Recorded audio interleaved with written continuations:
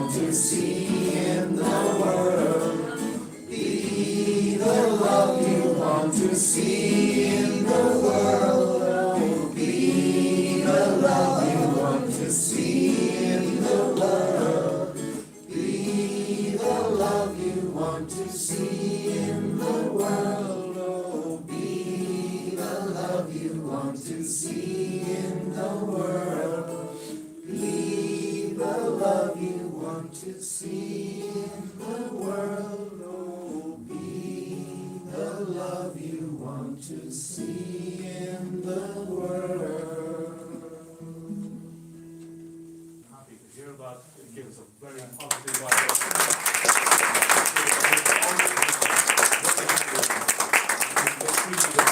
Thank you so much. Ahalche Swami Shanti Vratananda, Ahalche Akhilesh Mishra, Ambassador Nehinde Aneren, Farm Fáilte, Fier Flahul, Rover Fad and Shah Inyov, Egan Okaid Rahul Shah, Kelure, Kade, Ochto Shach Mlian, Brehe, Shri Ramakrishna Paramahamsa. It's more an ordum, Fáilte Rover Fad and Shah, agus Quim, Kelure, Flahul, agus Sasul, Arav Erfad. Malay will now tell you what I have just said. That is so. I'm an Irish to English translator, and I'll start with the introduction. Okay, I welcome you all to the 187th birthday celebration of Sri Ramakrishna Paramahansa. Sri Ramakrishna was born on February 16, 1836, and his anniversary is observed based on Hindu lunar calendar. This year, this occasion falls on March 4th, and we are celebrating here in our Vedanta Society a chapter of Ramakrishna Mission abroad. So Sri Ramakrishna was a kindling spirit behind RKM, which is Ramakrishna Mission spiritual movement, which is involved in various forms of humanitarian social service activities for more than a century.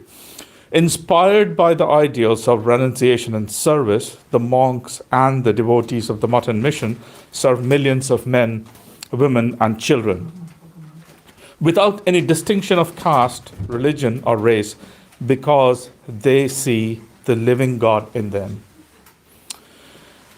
Sri Ramakrishna stands for harmony of religions, the ultimate reality, and this is one of the favorite quotes.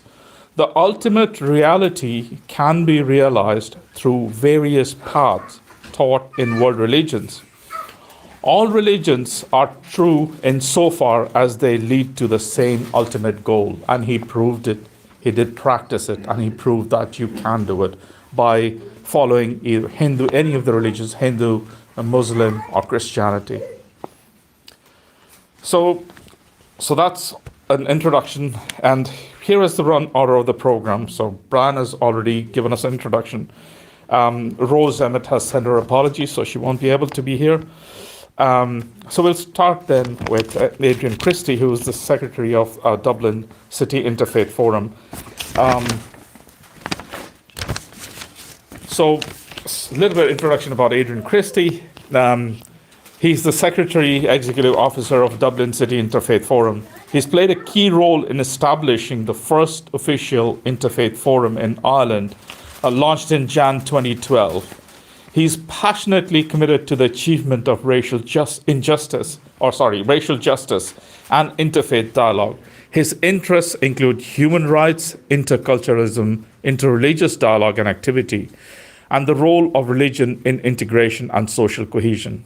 He has got a background in sociology and social work and holds a master's degree from Trinity College Dublin. He's, as always, is friends of our Vedanta Society, which is termed as EVS. And he's shared his thoughts, and he's given speeches on many occasions and actively involved along with Swami Purnananda in many programs of interfaith of DCIF, which is Dublin City Interfaith Forum.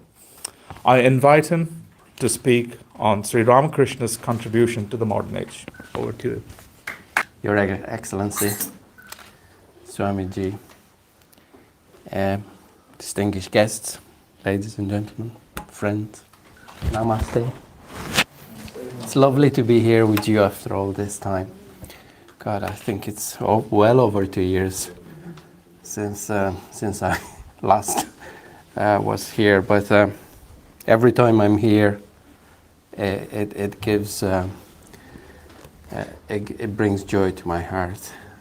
So I'm delighted, and I bring you greetings from Dublin City Interfaith Forum, a group that I work with, and a previous speaker mentioned about. Today is a special day, celebrating Sri Ramakrishna birthday, but I also believe the whole year is a special day for the mission that he established in India. So looking around, I noticed that from May there will be some major celebrations there in Kolkata. 125th anniversary of Ramakrishna Foundation. So I guess you're starting the year well with celebrations, and may long it continue. From the little research and readings I did about Sri Ramakrishna, I came to know that he became the first known prophet in history to proclaim the essential unity of all religions, thus pointing the way to the end of all division and war in the name of religion, and pioneering a new planetary civilization in which all faiths would be honored as complementary and distinct paths to God. Different dishes in the heavenly and merciful cuisine of the mother of her children. This is what Andrew Harley writes, the editor of the volume of Skylight Paths. He also states that if he had to choose one book to take with him to a desert island to ponder all his days, it would be the Gospel of Sri Ramakrishna. He believes that this Indian mystic models for us a reverence for the Divine Mother and a respect for all religions. You know a lot more about him than I do, but I still feel like I have to share some of the insights that I came across. In his lifetime, Sri Ramakrishna has bestowed on him the honorific term Paramahamsa, which defines him as one who has reached the highest state of spiritual consciousness, unity with the divine. She also points out that the word literally means great swan in Sanskrit. In Hindu mythology, the Hamsa is a sacred bird that represents the ability to discern truth from illusion. And from a mixture of milk and water, the swan is said to extract the milk, leaving the water behind. A liberated spirit, the Hamsa, flies beyond the Himalayan peaks, but then returns to ordinary life. An apt symbol for Sri Ramakrishna's ability to soar into the transcendent state of divine intoxication and then return to normal consciousness to share with others the truth that he has experienced. One of the greatness of Ramakrishna is that he believed that every man and woman is holy. And he never once claimed to be greater, but just a common man who viewed Kali goddess like a common woman, truant and benign. He always says that achieving God was not by salvation, but through work. He always says that to be kind to human is to be kind to God, because God resides in every woman, in every man, in each of us.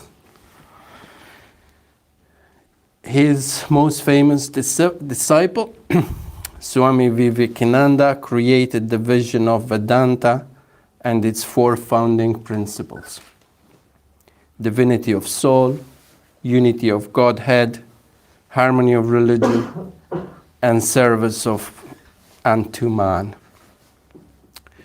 When the world is drenched in blood because of sectarianism, Sri Ramakrishna's teachings and the vision of Swami Vivekananda present us a new gospel of peace through practical Vedanta for humanity. This is what Swami Suvirananda, the General Secretary of the Math and the Mission, said. And how true and how needed and how urgent is this work at this moment in time. And how fitting the Vedanta principles are with the work of the Interfaith Forum, particularly in relation to who we are and where we are.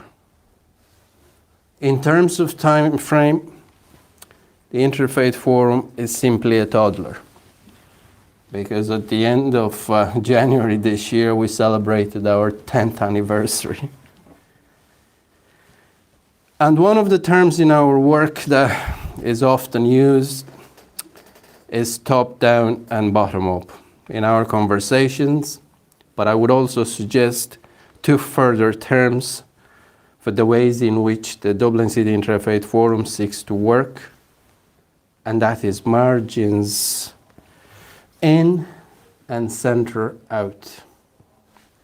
And I say that partly because when you talk of faith, you also talk of culture, you talk of cultural assumptions, and you talk them in a different way about how you recognize, respect, and apportion your time, your responsibility, your affection for people of a culture quite different from your own. Of course, we all live in a shared culture, but we're trying to construct it afresh on a daily basis. And our ethic is that of partnership. First of all, I suppose people have world faiths which don't necessarily, as it were, meet or get on with another, but structurally come together in the Interfaith Forum. And that in itself is something very exciting. And that's part of what is the reality of Ireland today.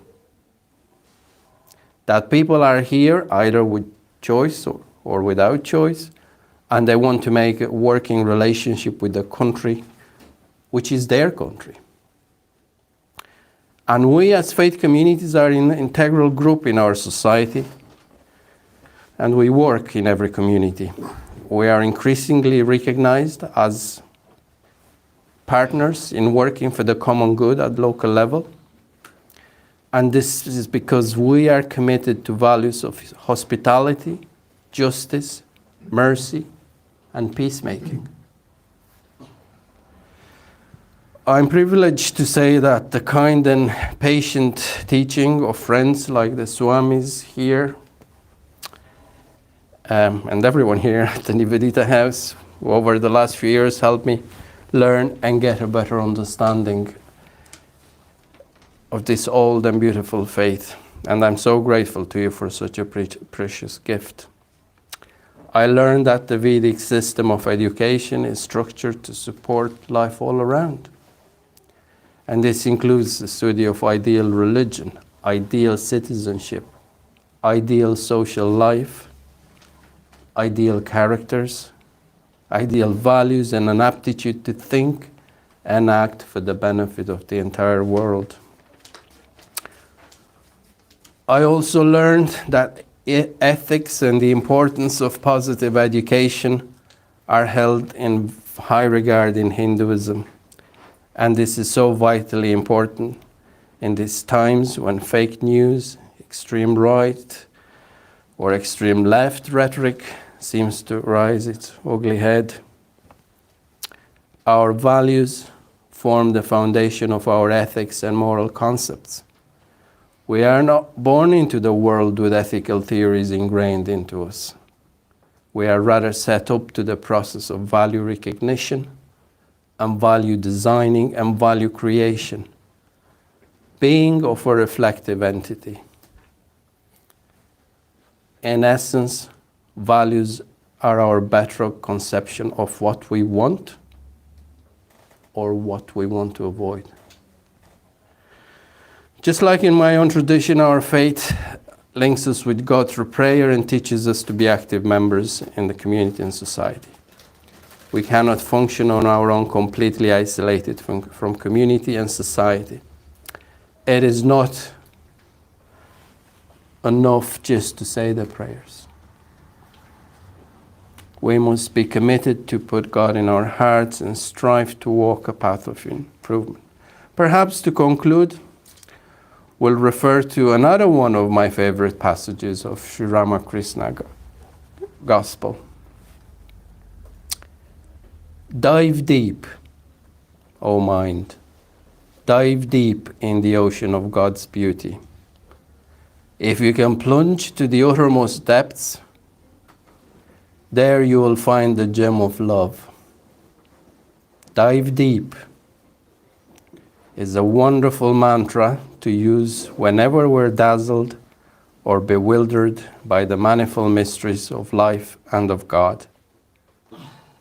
There is little to be discovered on the surface. We must plunge to the depths. I'd like to thank Swami Shantivratananda and everybody else here at Sister Nivedita for this opportunity and privilege to be here with you and hearing such outstanding speakers. Thank you.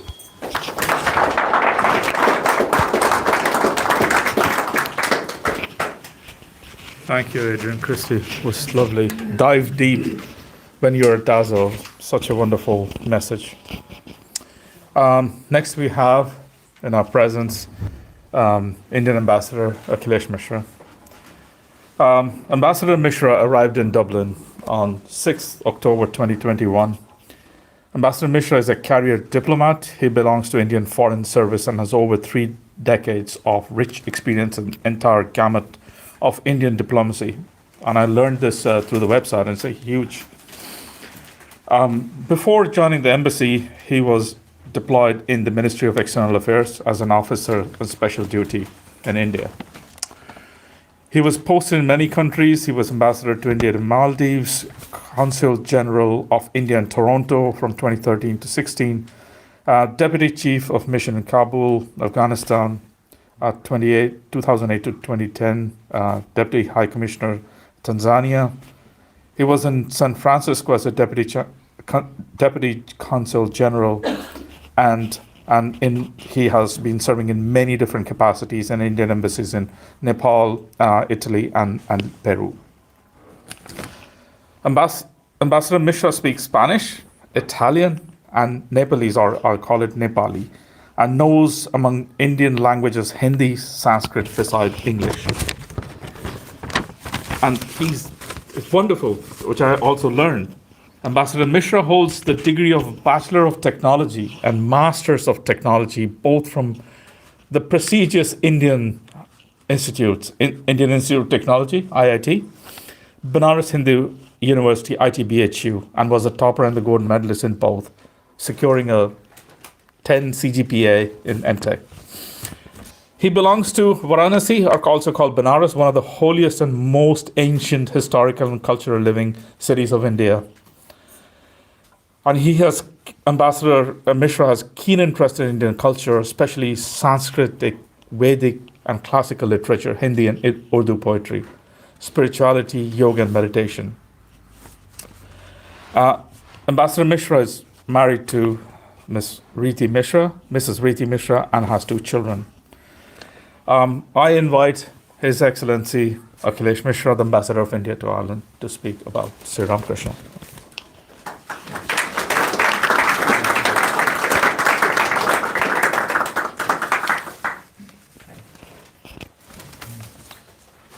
Namaskar.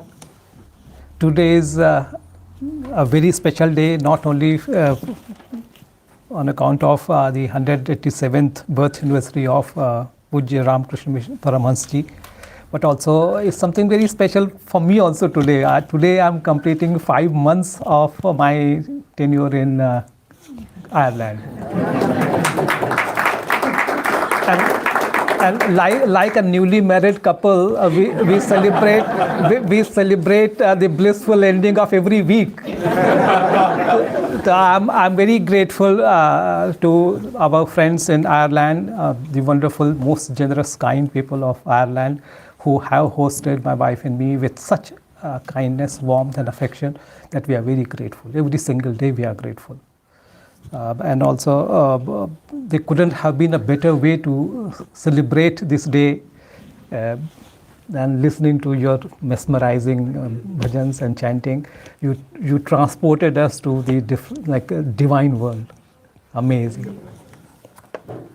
Friends, on this occasion, I sincerely thank Swami Shantivratanand for taking this initiative and inviting me. For me, Ramakrishna Mission, Ramakrishna Paramahansa occupies a very special, exceptional niche area in the history of modern India. He truly stands out in the galaxy of spiritual stars and masters of India. I often think about his life and marvel at the simplicity yet complexity, comprehensible yet profoundly esoteric. Indeed, a synthesis of contrasting dualities and pluralities that his message epitomized.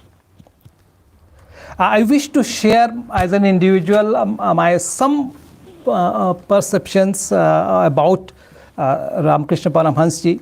The first thing which really strikes any reader of his glorious life history is that he represented a very unorthodox, atypical, non-linear life trajectory. He came from a very poor rural background. He had no formal education. He knew no Sanskrit, yet had deep understanding of Vedas, Upanishads, Puranas, epics. And he had internalized the traditional Indian wisdom so well that he was able to distill the essence of the traditional Indian philosophical and spiritual heritage and was able to share to the rest of the world in a very simple, easy to understand folk language using vocabulary of the common man and common life. He truly combined and embodied many basic features of both Kabir Das ji and Tulsi Das ji in terms of his approach to conveying the message. Secondly, friends, he stands out as a lifelong seeker and a preacher both. His life was a continuous process of learning, experimentation, and experiencing the plurality of religions and spiritual paths for individuals' purification and spiritual upliftment. He began his life as a child practicing bhakti towards Ramchandra, and then as he grew up, he served as a priest of Dakshineshwar temple and worshipped goddess Kali. He also got married, yet lived life of ascetic and brahmachari and sannyasi, and he performed Shodashi Puja and worshipping his wife Sharda Devi as the Divine Mother, Holy Mother. He also got initiated into Tantric Vidya and learnt Vedanta and got the power to achieve Nirvikalpa Samadhi, the highest state of meditation. And he also practiced Madhur Bhav Sadhana, dressing himself like a woman. He's also believed to have learnt and practiced the tenets of Christianity and Islam. Friends, in India, we have had very large number of spiritual masters and saints, to name a few, like Kabir Das, Ravi Das, Guru Nanak Dev Ji, and many Sufi saints, who attracted followers from various religious faiths. But Ramakrishna Paramahansa is probably unique in dipping himself into various religious and spiritual streams, seeing and experiencing personally the essential unity of multitudes of approaches. Third, his life and his message was premised on the fact, his experience, first-hand experience, that multiple paths reach the same goal. There are many paths, but all of them reach the same point. Ramakrishna Paramahansa showed through his own personal experience and practices of bhakti, tantra, Vedanta, Hinduism, Christianity, and Islam that all move towards the same God or divine, though using different ways. He says all scriptures, the Vedas, the Puranas, the Tantras seek him alone and no one else. It is one and the same avatar that, having plunged into the ocean of life, rises up in one place and is known as Krishna, diving again, rises in another place and is known as Christ. So many religions, so many paths to reach the one and the same goal, namely to experience God or divine. And this reminds me how his message encapsulated the wisdom of Vedas and Upanishads. Ruchi nam vaichitriat riju kutila nana pathajusham nranam eko gamyastomasi payasa marana vaiva. Or from the Upanishads, yatha nadinam bahuambu vegaha samudramevabhi mukhadраvanti. And these are the messages which echoed in Chicago through the voice of Swami Vivekananda, his disciple. And Rabindranath Tagore very beautifully acknowledges and highlights Ramakrishna Paramahansa's unifying, harmonizing power. The language, the largeness of his spirit could comprehend seemingly antagonistic modes of sadhana. And because the simplicity of his soul shames for all time the pomp and pedantry of pontiffs and pandits. The key is the largeness of spirit, largeness of heart, largeness of vision. Again, this is a very profound message from the Vedas. Yo vai bhuma tadamritamat nalpe sukhamasti. And what is bhuma? Virat. Yatra nanyat pashyati nanyat vijanati nanyat shrunoti. The Anant, the Virat, the Anant, infinite, it absorbs everything. Ano raniyan mahato mahiyan yadaijati tannaijati yaddure tadvantike. This is the concept of infinitude, the largeness, Virat Bhav, Bhuma of the consciousness and heart, which is so large, the self is so large that there is no other. Fourth, friends, Ramakrishna's message was spiritual and social at the same time. Ramakrishna taught that yatra jiva tatra Shiva. Wherever there is living being, there is Shiva. And jive daya noy, shive gyane jiva shiva. Do not show kindness towards the living beings, but serve them as if every living being is Shiva himself. This was the inspiration for the philanthropic mission launched by Swami Vivekananda, who founded Ramakrishna Matha and Ramakrishna Mission in 1897. To provide charity and social work and education to large masses of people in India and also in other countries. This is not to say, friends, that there was no practice of charity or social work or social welfare in India before Ramakrishna Paramahansa or establishment of Ramakrishna mission. But what strikes me is that among the iconic figures of modern India, Ramakrishna is probably unique in synthesizing social and spiritual values. Indeed, he dissolved the duality of the social and the spiritual. That, I think, is the most significant contribution of the thought of Ramakrishna. Friends, also in terms of his spiritual practice and spiritual thought, I wish to flag the special, somewhat unconventional features of Ramakrishna's spirituality and spiritual message. The first thing is his vision of very unique, unconventional vision of the mother, the Holy Mother, Divine Mother. Ramakrishna's vision had a unique concept of a Divine Mother that dissolved the binary opposites of Saguna and Nirguna, Bhakti and Vedanta. I do not worship Kali made of clay and straw, he says. My mother is the conscious principle. My mother is pure Satchidananda, eternal existence, knowledge and bliss, absolute. That which is infinite and deep. Deep is always dark colored. The extensive sky is dark colored, so is the deep sea. My Kali is infinite, all pervading, and consciousness itself.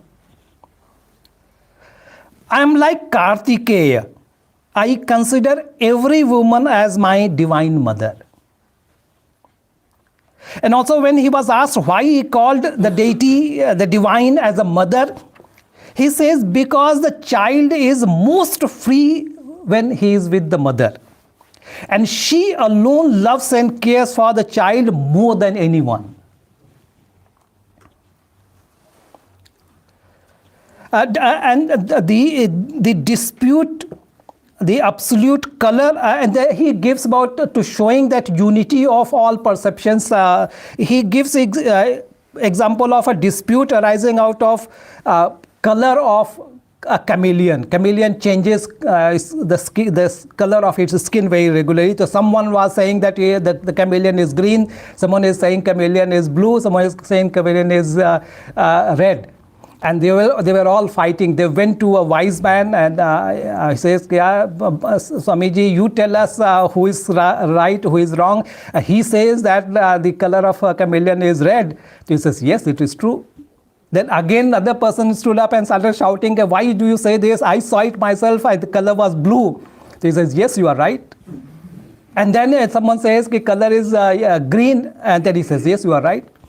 Then he explains, you are all right, but you only know, we have seen one color of the chameleon. I know all colors, and therefore I know that you all are correct. But having seen all this, I have no reason to argue and suffer this kind of puzzlement. The Sat Chit Anand has various forms. The devotee who has seen God in one aspect only knows Him in that aspect alone. But he who has seen Him in His manifold aspects is alone in a position to say, all these forms are of one God. For God is multiform. He has forms and He has no forms. And there are many forms of His which no one has seen. And again, this echoes the Vedic principle, Sahasra Sirasha Purusha Sahasraksha Sahasrapat. Tvam Stri Tvam Pumanasi Tvam Kumar Utava Kumari.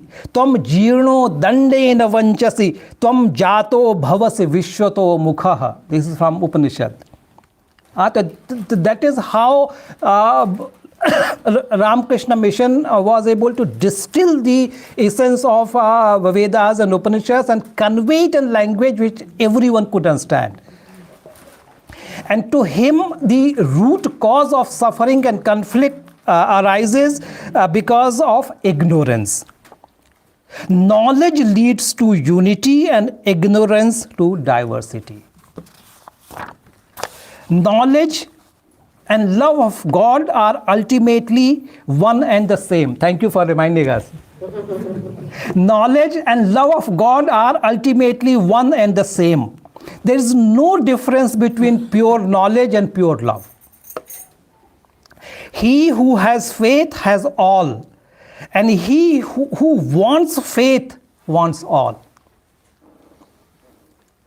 As the water and its bubbles are one, and as the bubbles have their birth in water, float in water, and ultimately get resolved into water, so the Jivatman and Paramatman are one and the same. The difference is that one is finite and small, the other is infinite and independent.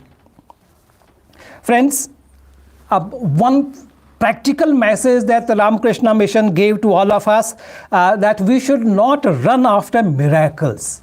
Today we see a lot of sadhus who are showing miracles and producing things from the sky and this thing and giving us material gifts. A man of after 14 years of hard asceticism in a lonely forest, attained at last the power of walking over the waters. He was overjoyed at his achievement, and he went to Ramakrishna Paramahans and told him of what glorious achievement, power he has acquired. Then Ramakrishna replied to him, "Oh, my poor boy, what have you accomplished after 14 years of arduous labor? Ordinary men do the same by paying a penny to the boatman." Also, another young disciple of Sri Ramakrishna acquired the power of reading the heart of others. He, with great pride, he went to Ramakrishna and says, "Guruji, I can tell you what is in your mind, your heart." He says, rebuking him, "Shame on you, child. Do not waste your energies on these petty things. I know what is in my heart." And you.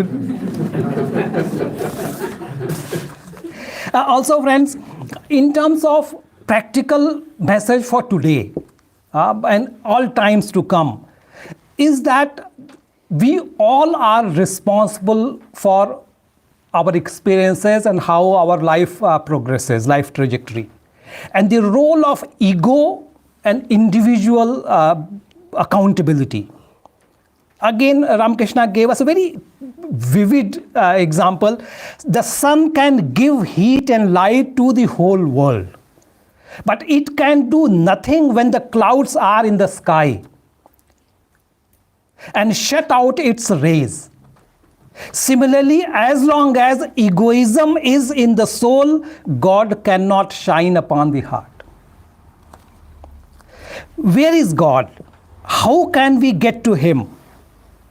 He says, Ramakrishna says, there are pearls in the sea, but you must dive deep again and again until you get to the pearls. So there is God in the world, but you must persevere and persevere to see Him. Also, his aspect about why do religions degenerate? Like all religions are, they have full of wisdom and they are all ultimately leading to the same divine experience. But why do they degenerate? He says the rainwater is pure, but becomes soiled according to the medium it passes through.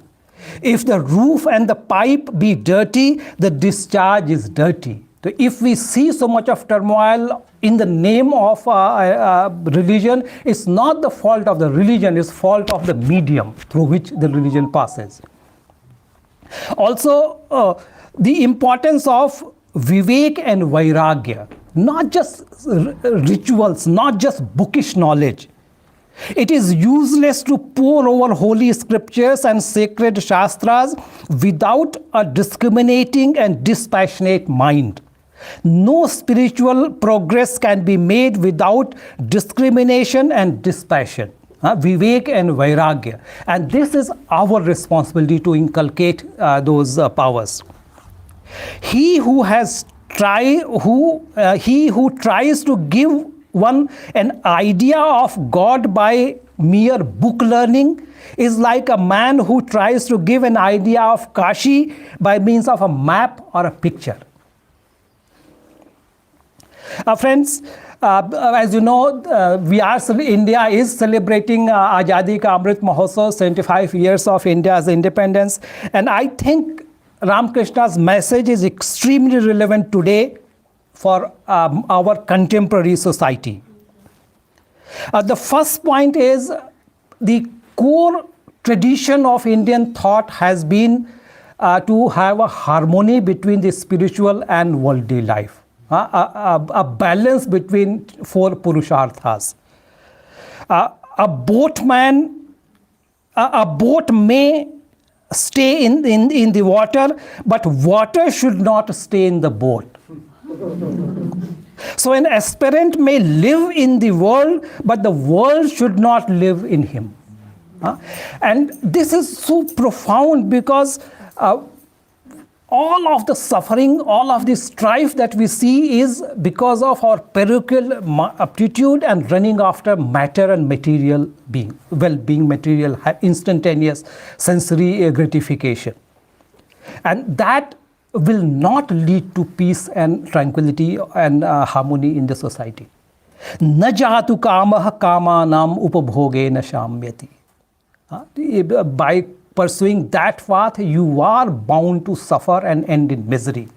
And that is why India must reawaken, imbibe and make it a life mission to follow that path of harmony. Not blindly running and copying the Western model of development. Secondly, India's tradition has been to teach and lead by example. And that is how India has for centuries been respected as a Vishwa Guru.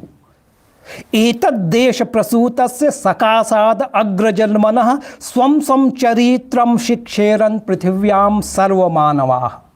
The whole world looked up to India how to conduct oneself. But today, unfortunately, we are confronted with all the leaders and spiritual masters who are only specializing in teaching others. Para upadesh kusal bahutere je acharahi te nar na ghanere. Today we notice that there is a huge disconnect between what they teach us on the TV screens and the conduct off screen. So if India has to take the moral leadership and spiritual leadership and show the world, then it must practice what our traditional knowledge has been guiding us to.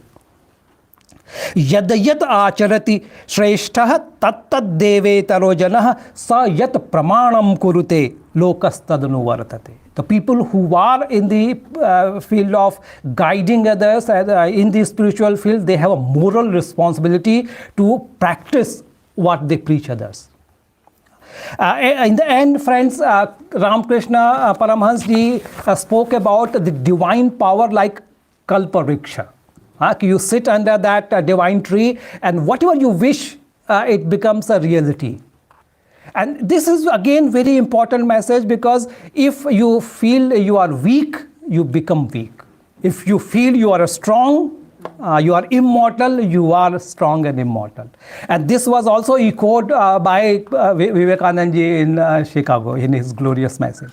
So for India, there is no question, there is need for us to shed the diffidence and the sense of vulnerability and inculcate in ourselves sense of pride, and we can make India glorious again and Vishwaguru again.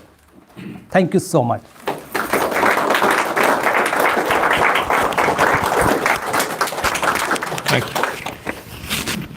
Thank you very much, His Excellency, Indian Ambassador to Ireland. Was really a great essence and life and preachings of Sri Ramakrishna that he shared with us about the duality and non-duality, and he brought many lessons and the links from Upanishads and Puranas.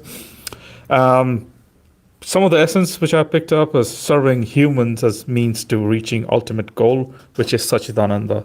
And he also left us some of the practical steps not to believe in miracles, leave the ego out so that you are able to gain the God, reach out to the ultimate God, dive deep to seek pearls, and be dispassionate and utilize discrimination as a path to achieving God. Thank you very much.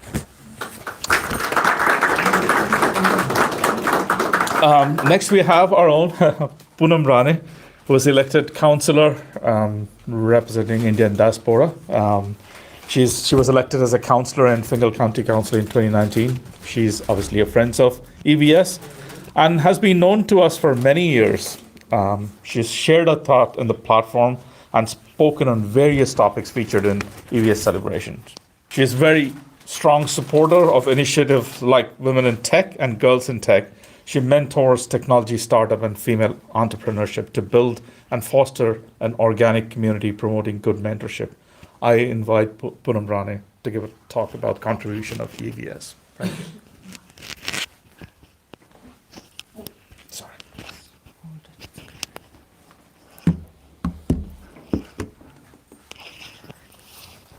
Hello, everyone. I'm kind of very overwhelmed. The Excellency Ambassador, Mr. Akhilesh Mishra, Swamiji, and Christy. I think I wouldn't be able to match all the knowledge and the discourse and all the teachings that you guys or you have shared, but I'll try to do my best just to give a perspective about how this mission is helpful to the community that I serve. I'm sure you all know that I was elected as a councillor, local councillor in 2019, and this area, this LEA, is the one that falls into my remit, and I'm privileged to be here today, that I'm able to serve the community. And also a little bit about my background, but not too much, completely non-political, how I got into this political space. Sometimes I think I need to thank God. Maybe it's something that we forget sometimes in our busy life, that our mission, our goal sometimes is a guidance from someone who has much more power than what we can even imagine. Completely coming from a technology background, I come into this space, but I'm so proud and so honored and privileged and thankful to the society who accepted that I could lead to something or make a difference to the society that I represent. It's been 2 years, but every day is a challenge. Every day is a new day for me. There's never a day that doesn't go by with new challenges and new privileges and new insights into what I am. But also to look back I know many of us must have learned Ramakrishna's teachings as a chapter in our history book. That's all I remember. But we never forget. And also we wouldn't forget Swami Vivekananda, his speech in Chicago, which was a game changer. That's what I call it, a game changer for everyone. Today we talk about gender equality, we fight for gender equality, but these things were always the teachings of these great people. They never thought, or they never made a difference, or maybe never even thought that we had to today fight for what we are doing today, right? Also, I'm not going to take too much time, but it's also International Women's Day. We celebrate these events. I'm not sure sometimes whether we are trying to say that this is something we need to bring it to the fore and say that we are different and make it but I think there is a little bit of imbalance in the society, and maybe this is something that we need to repeatedly do again and again to make sure that somewhere we come to a stage where we don't have to do these things or bring them to the fore. Just yesterday, I wasn't aware. I was aware, but maybe sometimes you forget. We're talking about more women in politics, right? And I didn't know that there was so much of disconnect there, and it really brings reflects back to what I come from, Mumbai, and it's a cosmopolitan city. But Ramakrishna Mission in Mumbai also is a very big institute there, and there's ISKCON and all this. But I know my father followed Ramakrishna teachings, and that's how I'm a little bit aware. And when the ambassador said all those things in Sanskrit, though I can't remember everything, but my father used to say these things, and I know at that time, we used to be like, here he goes again. Our breakfast table, he would have read, or once a week he used to go for these in the evening. Even though he's a busy man, after office he used to make sure, I think they had these teachings or talkings in the evenings, every Wednesday or Thursday, I can't remember. And then Sunday morning at the breakfast table was all that he had heard, and in Sanskrit. I'm amazed hopefully someday I'll take up, but he would say these things, and then he'd say, oh, now I need to explain, because none of you would have understood. And today I actually felt that, though Mr. Mishra is quite young to my father, but I was like, and some of the words still resonate very well, that it just shows that sometimes we as parents, it's a duty that maybe sometimes we think that our children, oh, they will never listen to us. What's the point, even talking to them or saying things? But it's those things that we have to repeat repeatedly in the house, that somewhere along the line they will pick it up. A good example is, I remember maybe about 4 or 5 years ago, I'm sure some of you know that I do run, and I run extensively. I do run marathons and all. My husband used to say, Poonam, what's the point in you just in the evening, you come, you put on your shoes and run. Look at your child. She doesn't even bother. Why would you not take her along? Why would you not encourage her? And this went on every other day. The minute I put on my shoes, he used to go, here you go again. Look at her. One day I said to him, listen, you can't force the more you force your kids, the more they'll take a step back. You have to let go. I know she will just one day pick it up, and then there's no looking back. And this is just a small advice, and it is something that I have personally experienced, but he wouldn't agree. It was 1 year after 3-4 years, because now she's about 16, she turned 16, but he wanted that she starts early so that she gets into. And one fine day, I think I bought a shoe that was a size less than me. I don't know why I did it, by mistake. So she said, Mom, I'm going to try it on. And she tried it and said, oh, Mom, they're cool, aren't they? I'm just going to go for a run. And I said, yeah, sure. And she just went for a run. Believe me, from that day, she never looked back. It's 2 years. And she does run. And she's so competitive now. Like, she would run 15 kilometers. And the doctor said, Sasha, you can't run this distance because you're too young. But she would lie. So she would switch off her tracker. After 5 kilometers, she would switch off the tracker so that we wouldn't know. But she wouldn't be home, so I would know. I said, I'm so sure you went for 2 loops, Sasha. I know the distance you can cover. No, Mom, I was busy talking to my friends, so it took time. But can't be friends every day, right? But I'm just giving an example. This is something that we can do. Even these teachings, some of these words do resonate well. So this is an example, but today it was when even Christy, you were reading some of those things that you brought and shared with us. Those things, I know my own child, if I invite her here, she'll be like, Mom, you can carry on, right?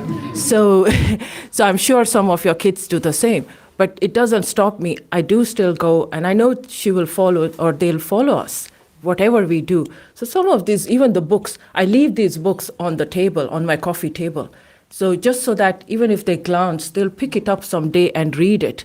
So I know sometimes my friends would come and say, Poonam, don't show off that you're just reading these things.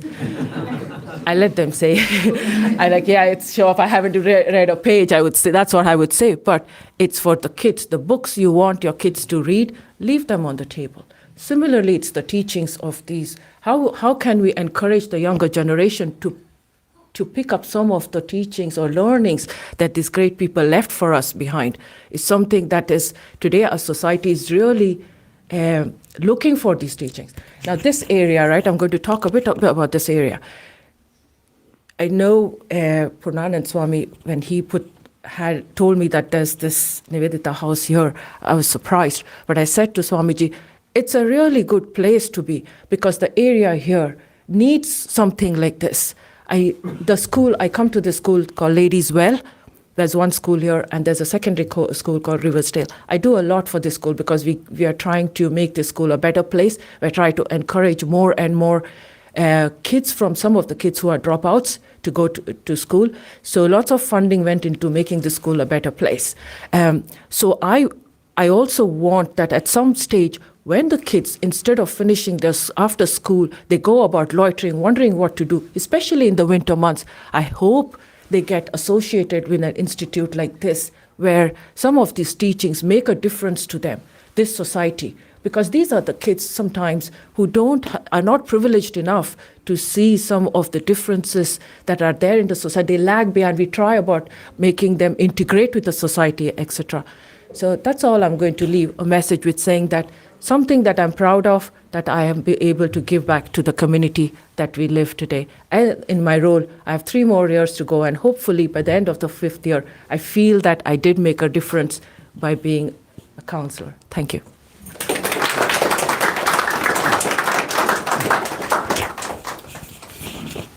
Thank you, Purandrani, for sharing the message. And also those Vedic hymns that you reflected upon this morning as well, like when you heard Ambassador.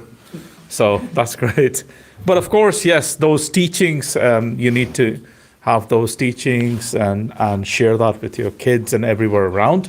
And the most important message is to make the difference to the society, being by working, serving, or involved in many facets of the life around you, and setting an example. Next we had in our agenda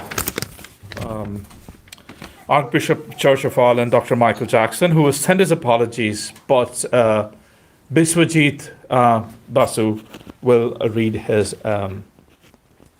message to us. Thank you. Over to you, Biswajit. Thank you, Mother.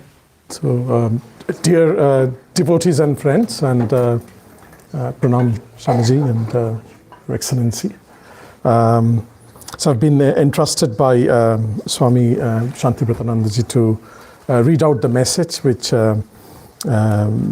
Dr. Michael Jackson, who is the Archbishop of Dublin and Bishop of Glendalough, has sent and conveyed his apologies because he can't be here in person today.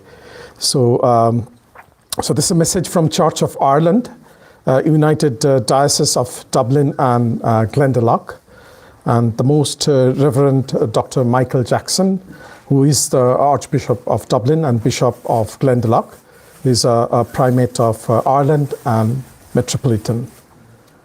So in his words, it is with great delight that I learn of the celebrations in the Vedanta Center in Dublin. I offer good wishes and congratulations to all members of the community, locally and internationally, on the occasion of the birthday of Sri Ramakrishna in the year of 125th anniversary of the order. In a very short time span, you have established yourselves on the religious landscape of Ireland, and you have touched the hearts of many people by your spirituality, your compassion, and your generosity. Your theme of the importance of spiritual harmony and mental well-being in today's society and world takes us to the heart of dilemma and the development of the human person today. Spiritual harmony and mental well-being are partners in the response to many trials experienced by individuals and communities today. In a secular society, they can be in tension rather than in harmony. The quest for an integrated lifestyle, for an integrated life nonetheless, is the aspiration and the hope of the human person, wherever that person may be. The Vedanta Society promotes respect for and dialogue among the faiths of the world, setting a benchmark of compassion beyond tolerance. These values are needed with ever greater urgency as we in Ireland stand with the people of Ukraine in these devastating times of warfare and destruction. Each of us seeks to offer the best and the biggest of our cultural and religious tradition to the people of Ukraine as a contribution of the human harmony and personal response as we think of the younger and the older and everyone in between. Harmony has been displaced by devastation, well-being has been displaced by warfare. We pledge our commitment, our support in these darkest days. Michael Jackson, the Most Reverend Dr. Michael Johnson, is the Archbishop of Dublin and Chair of Dublin City Interfaith Forum. Thank you.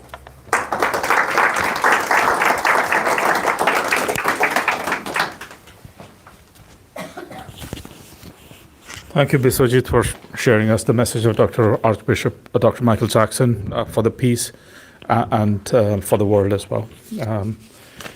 And with that, I think our next one is Swami Shantivatanandaji, who is going to have a concluding remarks and will be followed by Basil. So thank you very much. Jananim Sharadam Devim Ramakrishnam Jagadgurum Padapadme Tayo Shritva Pranamami Muhurmuhum Namah Shri Yatirajaya Vivekananda Suraye Satchit Sukaswarupaya Swamine Tapaharani. My humble salutations to Holy Trio, Bhagavan Sri Ramakrishna, Holy Mother Sri Sharda Devi and Swami Vivekananda. Dear devotees, indeed it is a blessed day for all of us as we are all celebrating today and we are witnessing 187th birthday of Bhagavan Sri Ramakrishna, the prophet of this modern age. And we had a wonderful talk, scholastic talk we can say, by His Excellency Shri Akhilesh Mishraji. And we also witnessed a beautiful program in collaboration with Vedanta Society, Indian Embassy to Ireland. We did celebrate National Youth Day on January 12th. When yesterday I sent the flyer of our Vedanta Society with some of my friends and devotees, some of the Indian friends are saying that, Swamiji, it looks like that. It appears that Akhilesh Mishraji has become a very close friend of Vedanta Society. In all of your activities, he is participating. I said, yes, indeed it is. I thank you from the bottom of my heart for accepting our invitation to come and to give a wonderful, profound talk. And also, I thank from the bottom of my heart to Adrian, who is staunch supporter of Vedanta Society in all our activities and also helps in our Dublin Interfaith Forum too.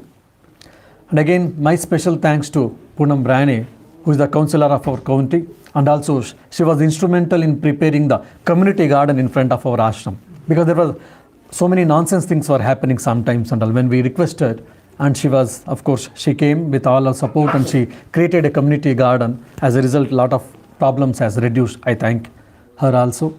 And I thank all the devotees and volunteers from 1 week. You are all working tirelessly so that today, this event, we are able to witness the wonderful event. Probably I would like to start to understand Swami Vivekananda by quoting a Swami Vivekananda's message. Probably Swami Vivekananda is the torch bearer for us to understand this great spiritual luminary or the prophet of this modern age, that is Sri Ramakrishna.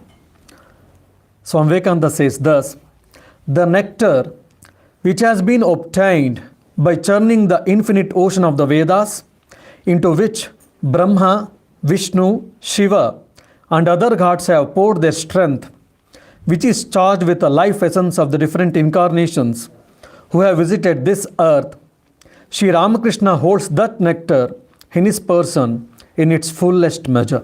It's a beautiful, profound statement given by Swami Vivekananda. He is explaining who is Sri Ramakrishna Paramahamsa. Probably if I have to say the same thing in a simple sentence in a layman's language, using the re-echoing the Swami Vivekananda's message, who is Sri Ramakrishna?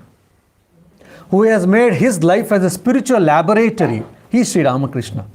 We have heard physical laboratory, science laboratory, mathematics laboratory, of course, in these days. Then who is Sri Ramakrishna?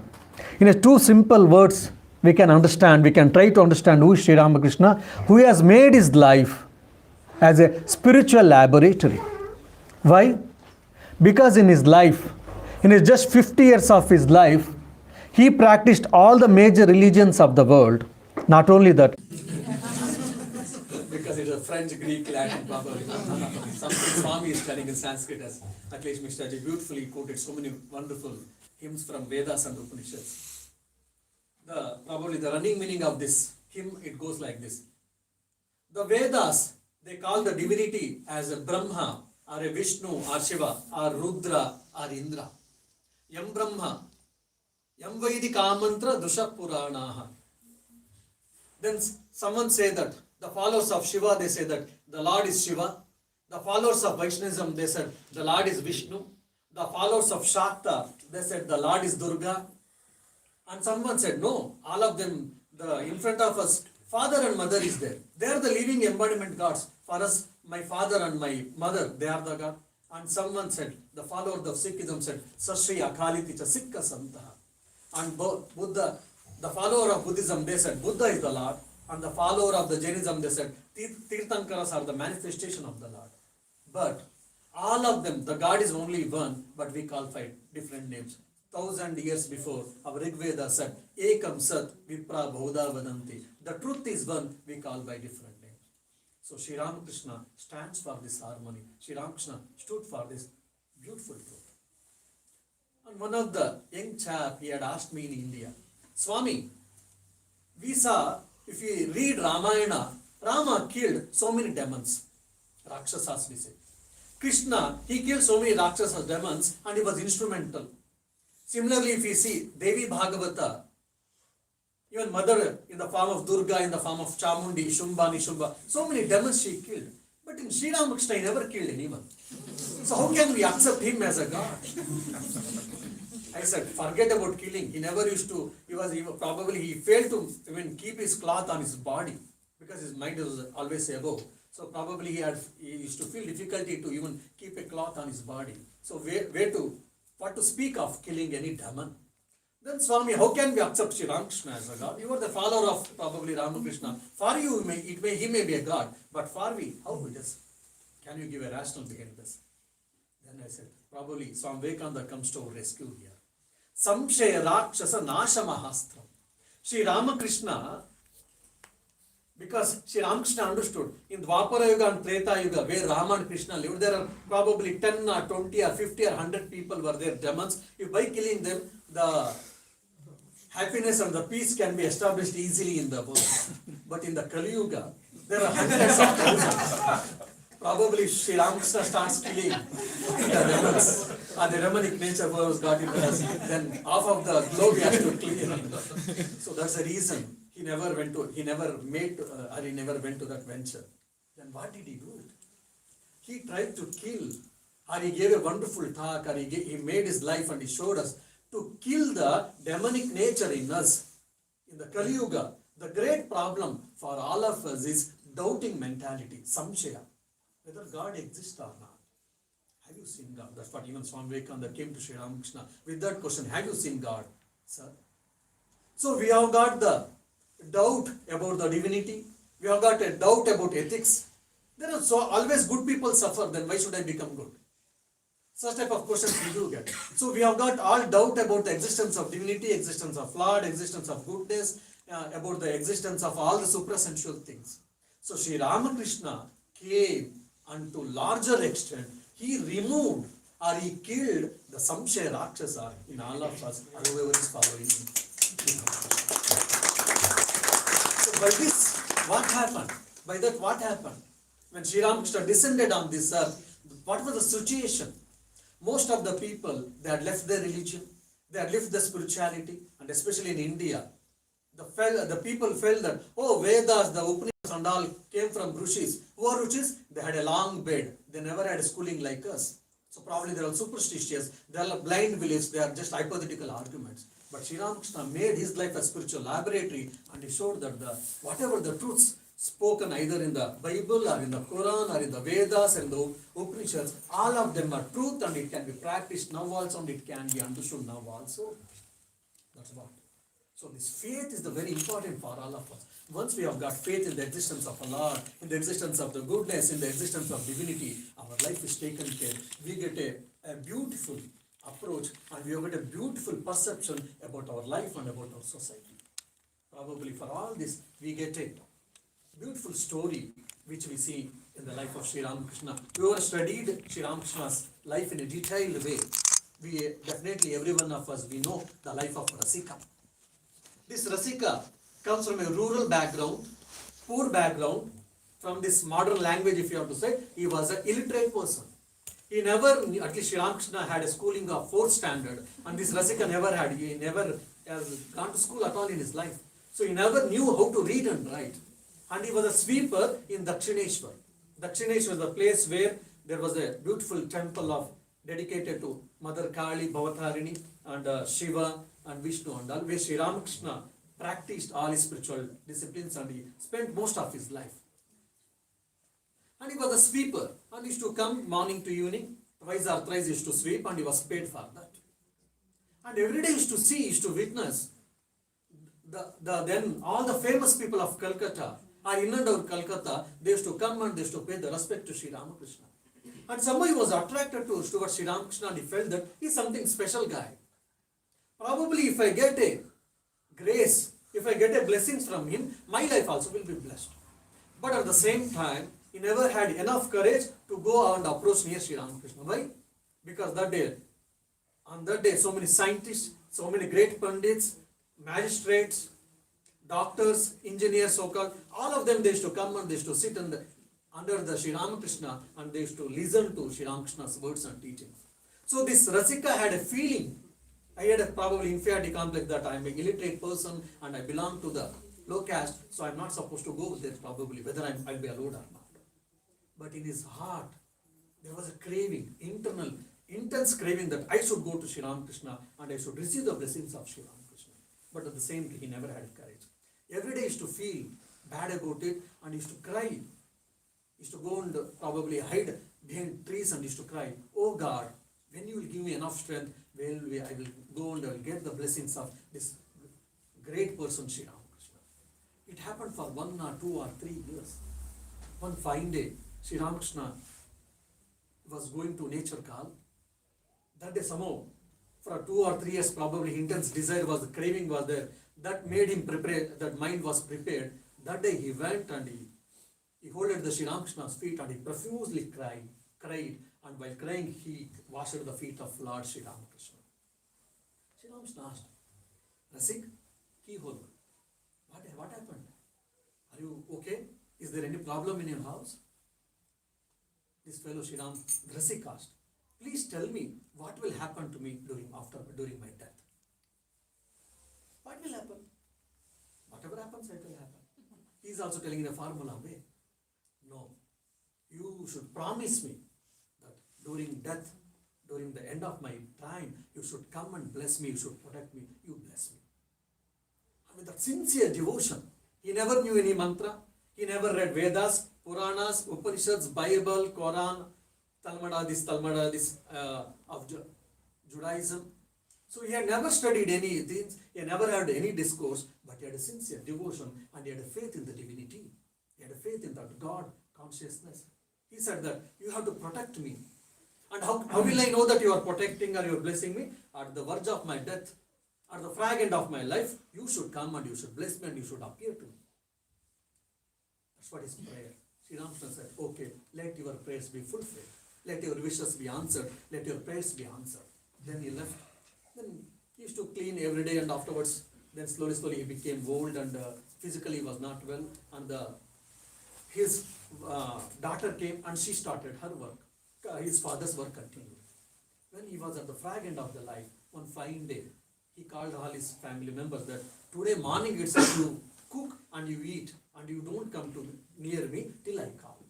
There's a small house actually there. And he was sleeping, he was lying on the bed and he was sleeping and he was uttering some name. He started calling, come, Sri Ramakrishna has come. Put a mat, let him sit here, he's standing there. And people, by the time they had finished their lunch as a breakfast, they came and they are not seeing anyone. They thought probably father, because of his old age, he has lost his sense, he has lost his mind, probably has got some hallucination. They were not able to see, but whereas Rasik was able to see Sri Ramakrishna. "Oh Master, I am blessed, definitely, because you have fulfilled your promise. So now the time has come for me to leave this world, and you fulfilled your promise, and you have come and you are blessed, and I don't care for anything now. I don't bother for anything. My life is blessed. Let me get infinite blessings from you, saying that Jai Ramakrishna, he ended his life, or he left his life. See, just a common person who comes from the poor background, he never studied anything. He had never riches. He didn't have any talents. He didn't have any social accomplishments, but he got the divine grace. Why? Because he never had a doubt on the existence of goodness or the existence of divinity, whether God exists or not. So that's the beauty of Sri Ramakrishna. There are so many incidents. We have studied life of Sri Ramakrishna. We get ample of stories like this. For Muslim people have got like this, Christians have got, Sikhs have got, and all the intersect people who followed Hinduism, most of them, either sinner or the saint, illiterate person or literate person, poor person or rich person, everyone has got this infinite grace of Sri Ramakrishna. So we are all blessed, definitely, that we have come near Sri Ramakrishna at least.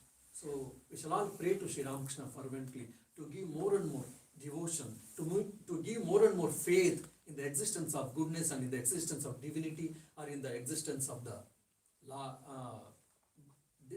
Lord, that God exists, and definitely He will take care of us.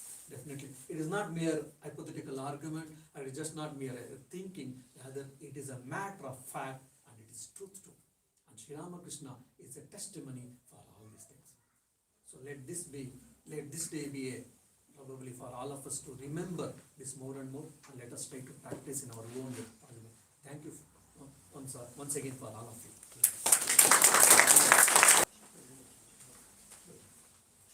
Firstly, cúpla focail lá scéalga, gur raibh maith agat a cóide agus sinna bhfuil is go léir. We've had a wonderful morning this morning. Impressed, Breen. He's the real Irish scholar. I'm an imposter, yeah. But yeah, we certainly remembered Ramakrishna's 187th birthday in style. Some great speakers, magnificent music. It's great to see so many people here. Being a quantity surveyor, I counted everybody. I think a few more came in since, so there's nearly 50, I'd say, in total. So, people have been thanked already, but I suppose I better do it again. The first person I want to thank is Sri Ramakrishna himself, because we wouldn't be here if it wasn't for him. He was the guy who started everything. And the second thing, and it's like unto it, as Jesus said, is to thank all of you, because the spirit of Ramakrishna is expressed in everybody here. So that's the message I take from today. There's one being, our friend Adrienne from the Interfaith Society is always saying that there's only one being that really is God, and we call him different things and we approach him a different way. But I think Ramakrishna was the guy who really got it home to us that there is only one God, and it doesn't matter, how you get there. So I would especially like to thank His Excellency the Ambassador of India, Akhilesh Mishra. I hope I pronounced it right. Lovely talk, really enjoyed it, magnificent. Thank you so much. I think one of the highlights of this morning was the music, and I really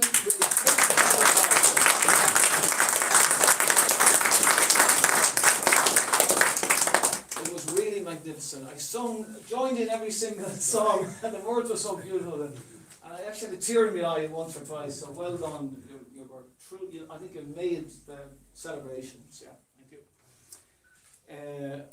Just getting back to Adrian, thanks again, Adrian. We know you so well here. You've talked in many meetings here in the Vedanta Society of Ireland, and thank you so much for sharing your beautiful thoughts on the Interfaith Forum. I was going to thank the Most Reverend Dr. Michael Jackson. He does a good dance, Michael Jackson. Anyway, I'm of the Church of Ireland faith myself, so it's wonderful to see the Archbishop joining in. I know he wasn't here, but we were delighted to have his thoughts read out by our friend Vishwajit. Yeah, thank you for that. Yeah.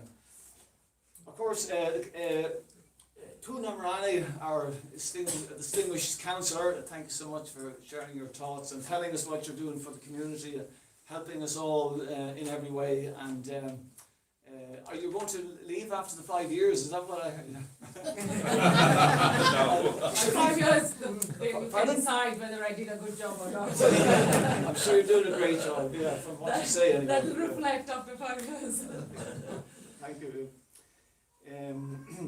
I'd like to thank my fellow directors, Breen O'Halloran, August Paul Oscalia.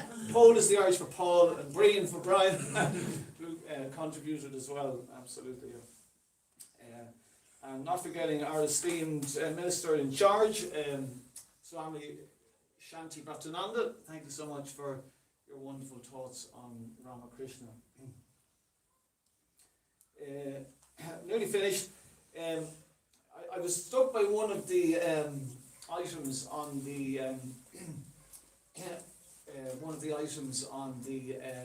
the WhatsApp website for this event, and it was a statement by Swami Vivekananda, who said, "We are the servants of Sri Ramakrishna, and because of that, we shall crush the stars to atoms and unhinge the universe." So that's quite a statement. Because anywhere near that, I think we've taken his message. And last but not least, I'd love to thank Malloy, our wonderful MC, who did a superb job. So I'll now hand you back to Malloy, because it's Archie now, and he'll tell you what's happening next, etc. Yeah. Good Mahagot to Korea. I'll try an Irish Gurmagat. Default your own. Sorry, just apology to not remembering Swami Purnanji Maharaj, who is the founder of our ashram, and for his 10 or more than 12 years of his great work, we are here and Arvind Society is witnessing all this activity. Though I had mentioned, but while talking I forgot his name. I'm sorry for that. My reverential pranams to Swami Purnanji Maharaj in his absentia. We shall all remember him. And also again, Shai Chand group also, I missed it in my my talk mentioning. Really, I had heard about them, but today I witnessed their program. Definitely it was a spiritual vibes was created from them. Thank you. We'll have a Pushpanjali now. After that Pushpanjali Aarti will be there, and afterwards we'll have lunch prasad. All of us. Thank you. Yeah, you can continue. Thank you very much. Yeah, we really remember Swami Purnanandaji, who was not with us. He's actually traveling, and he's been to France and then to UK as well. So we're there. Now we will have Shanti Vilaji doing the rituals, and then followed by Pushpanjali and the Arati. Sorry, I forgot to mention that Daddy sing for the food. And of course, how can we forget? It's actually my stomach is rumbling, as you can hear, but that's fine. Not to mention, Devi Singh ji. So he's very kindly arranged us for the food this afternoon. We thank him very much. He always does that.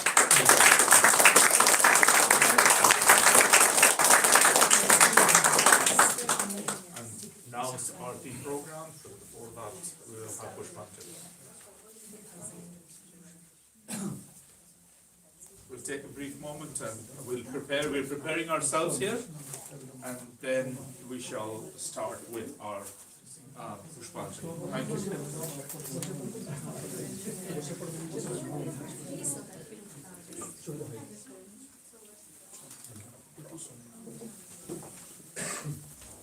Thank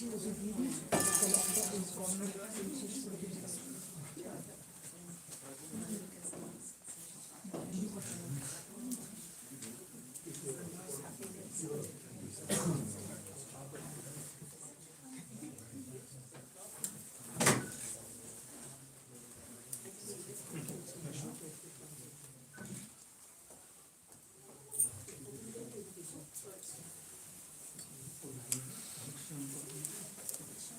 This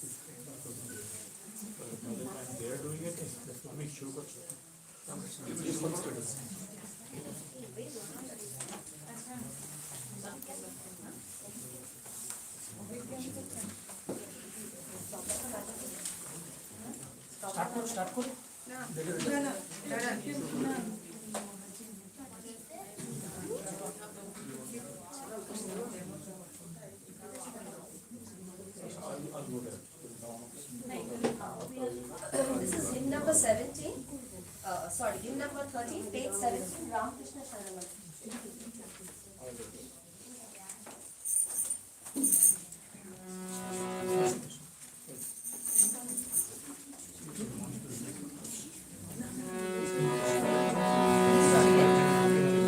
Ramakrishna Sharanam, Ramakrishna Sharanam, Ramakrishna Sharanam, Sharanye Jai Jai. Ramakrishna Sharanam, Ramakrishna Sharanam, Ramakrishna Sharanam, Sharanye. Prabhu Kripa hi Kevala, Kripa hi Kevala, Kripa hi Kevala, Sharanye. Prabhu Kripa hi Kevala, Kripa hi Kevala, Kripa hi Kevala, Sharanye. Jai Jai Ramakrishna Sharanam, Ramakrishna Sharanam, Ramakrishna Sharanam, Sharanye. Prabhu Sharanam, Sharanam,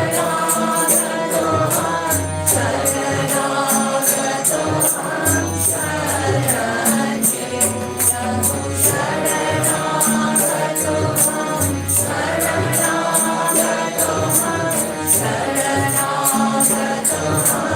Sharanye. Jai Jai Ramakrishna Sharanam, Ramakrishna Sharanam, Ramakrishna Sharanam, Sharanye. Namah Shri Gurave, Namah Shri Gurave, Namah Shri Gurave, Namo Namah.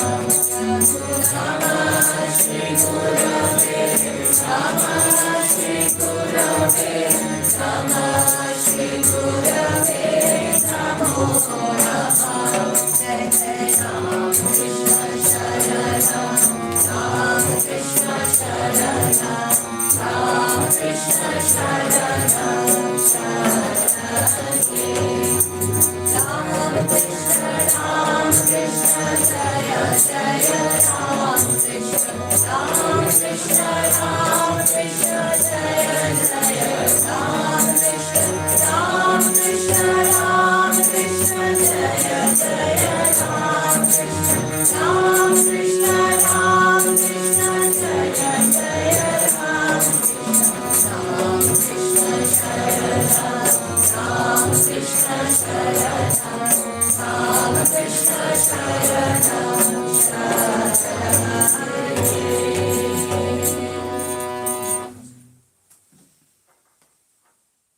Dear devotees, we'll be offering now Pushpanjali. Pushpa means in Sanskrit flower, Anjali means giving in the both hands. So in the Tantra Shastra, there's a mention that whenever we cannot do worship, we cannot do puja, or we cannot worship, then by offering Pushpanjali, it is as good as doing a puja. It's one of the shortcut. But it is not to be followed always.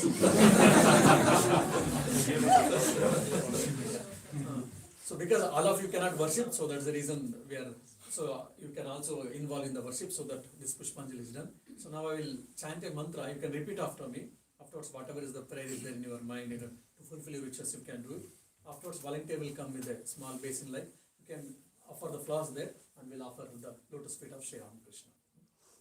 Om Aim Esha सचंदन पुष्पांजलिः सांगाय सावर्णाय सशक्तिकाय सपार्षदाय सर्वदेवदेवी स्वरूपाय श्री रामकृष्णाय वौषट ओम ऐं एष सचंदन पुष्पांजलिः सांगाय सावर्णाय सशक्तिकाय सपार्षदाय सर्वदेवदेवी स्वरूपाय श्री रामकृष्णाय वौषट ओम ऐं एष सचंदन पुष्पांजलिः सांगाय सावर्णाय सपार्षदाय सशक्तिकाय सर्वदेवदेवी स्वरूपाय श्री रामकृष्णाय वौषट प्रणाम मंत्र ओम स्थापकाय च धर्मस्य सर्वधर्म स्वरूपिणे अवतार वरिष्ठाय रामकृष्णाय ते नमः।